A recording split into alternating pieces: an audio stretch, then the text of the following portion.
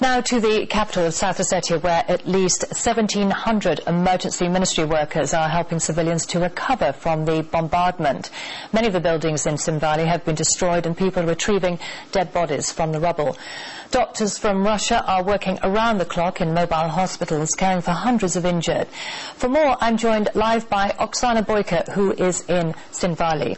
Hello to you, Oksana. As we understand, the scale of work needed in Tskhinvali is immense. What's being done at the moment? Yes, Karen, the scale of devastation here is absolutely enormous. Half of the city is in ruins, but at the same time, I have to say that it's probably still a bit too early to talk about reconstruction and rebuilding. Right now, the main focus is on rescue operation. The main focus is on making sure that those people who survived this ordeal are safe and well. And behind me, you can see this mobile hospital that was set up by Russia's Emergency Situations Ministry. There are hundreds and hundreds of doctors, Russian doctors, working here around the clock, conducting surgeries and also offering psychological help to civilians here in South Ossetia. Many people are very, very disturbed.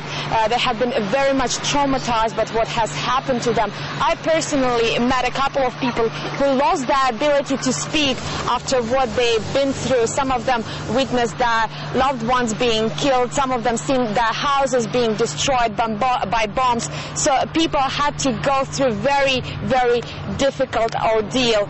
It is also adding a bit. It is also a bit difficult the fact that people are still searching for their relatives, those relatives that might have fled to Russia. We know that more than 34,000 South Ossetians fled to Russia's province North Ossetia on the border with South Ossetia, and people are still trying to find one another and to reconnect with one another. And here's one problem. From yesterday's evening, most of the mobile communication here in Tskhinvali was cut off, and as of now we don't know the precise reason for that. Some people say it was Georgia's deliberate effort to cut all the lines because Georgia is the main communication provider in this republic, but other people say that it was the Russian forces that destroyed a retransmission unit in Georgia. So as of now we don't know the exact reason for that, but it is clear that the lack of proper communication is adding to the pain of people here.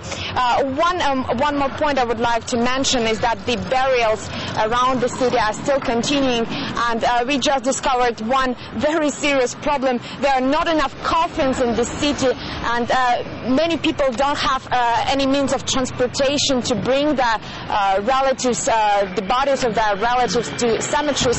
So many people are forced to bury their loved ones in their own backyards. Just a couple of minutes ago, I visited one of the local homes. Three of the family members were killed, and their neighbors were forced to bury them in their own garden among apple and plum trees. And since they didn't have any coffins, they were just forced to wrap their loved ones in a cloth and put them together in one grave, and just to bury them this way. So this is very difficult to imagine. And we've been also told that this family has two surviving members, a young woman and a 7-year-old boy who managed to flee the bombardment. And as life gets back to normal, they are expected to return, and I just cannot imagine what they will have to go through when they will discover that their grandparents and their sister are buried in their own garden. Civilians in the city, it's difficult to see their life getting back to normal, but do you see that gradually happening now? Well, Tskhinvali is still a very difficult place to live. Most homes, most houses don't have electricity, running water, cooking gas. Food supplies have been an issue for some time, even though right now it's getting better. Some of the shops are reopening. There's also a number of makeshift food distribution units that were opened by the Russian Emergency Situation Ministry. And then there's also this bakery in the city that was providing people with bread even during the bombardment, and they're still baking this very tasty white South Ossetian bread.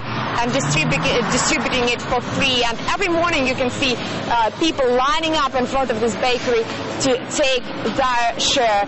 Well, security situation is still a bit of a concern. Of course, we are not being bombarded. The city is no longer bombarded by Georgian planes, but I've been told by law enforcement officers here that earlier today a sniper was detained not far away from here. He was apparently hiding at a roof of a multi-story building and apparently aiming at civilians and emergency personnel working here on the ground. So security is still an issue of concern, and this is the most important thing for civilians here. When you talk to them, they say, okay, we can do everything, we can rebuild our houses, we can recultivate our land, but the most important thing right now is to make sure that South Ossetia doesn't lose any more lives. Here's what some of the locals told us.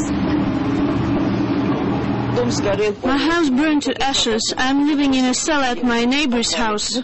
We are ready to leave for a month, for 2 months, without electricity or water. We just don't want any